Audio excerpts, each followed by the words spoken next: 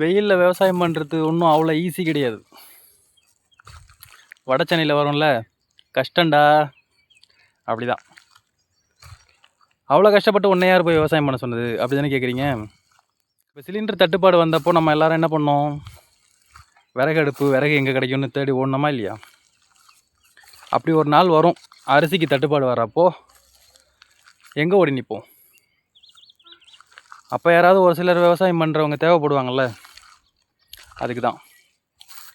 விவசாயம் மட்டும்தான் கஷ்டம் அப்படின்னு சொல்லலை, எல்லா வேலையிலும் கஷ்டம் இருக்குது. அப்போ ஐடி கம்பெனியில் வேலை பார்க்குறவங்களாம் நீங்கள் சொகுசாக வேலை பார்க்குறாங்களா, அவங்களுக்கு கஷ்டம் இல்லையா அப்படின்னு கேட்குறியா அப்படின்னு தோணும். அப்படி சொல்லலை, ஏசி ரூமில் மவுஸு கீபோர்டு வச்சுட்டு வேலை பார்க்குறாங்க, நமக்கு பார்க்க சொகுசாக தான் தெரியும். இருந்தாலும் அவங்களுக்கும் அவ்வளோ ப்ரெஷர் இருக்குல்ல, மென்டல் ப்ரெஷர் இருக்குது, சேல்ரி ஹைக்கு ப்ராப்ளம் இருக்குது. அடுத்து ஃப்ரெஷர்ஸ் நிறையா வராங்க.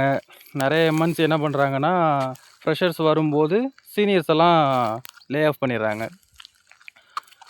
லே ஆஃப் பண்ணிவிட்டு ஜூனியர்ஸை கம்மியான சேலரிக்கு ஆள் எடுத்துக்கிறாங்க.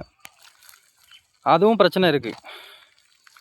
ஆனால் அதில் கஷ்டம் இருந்தாலும் அதுக்கான இன்கம் கிடைக்குதுல்ல, எல்பிஏ, லேக்ஸ் பர் ஆனம். அந்த மாதிரி இங்கே இல்லைல்ல, இங்கேயும் இருக்குது LPA, low payment per annum. எல்லா வேலையிலும் கஷ்டம் இருக்குது, ஆனால் விவசாயத்தில் ரொம்ப கஷ்டமாக இருக்குது. பெட்ரோல் டீசல் இல்லாமல் நம்மளால் வாழ்ந்துட முடியும், சோறு இல்லாமல் வாழ முடியாதுல்ல. பெட்ரோல் டீசலுக்கு மாற்றாக நம்ம விறகடுப்பு அதை நோக்கி போகிறோம்.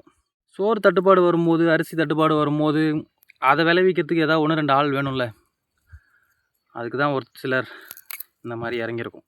எல்லோரும் வேலையை விட்டுட்டு வாங்கன்னு சொல்லலை, அட்லீஸ்ட் ஓரளவு சம்பாதிச்சுட்டு உங்கள் சொந்தத்துக்காவது, நீங்கள் சாப்பிட்றதுக்காவது ஒரு ஏக்கர் லேண்ட் வாங்கி அதில் பயிர் பண்ணி பாருங்கள்.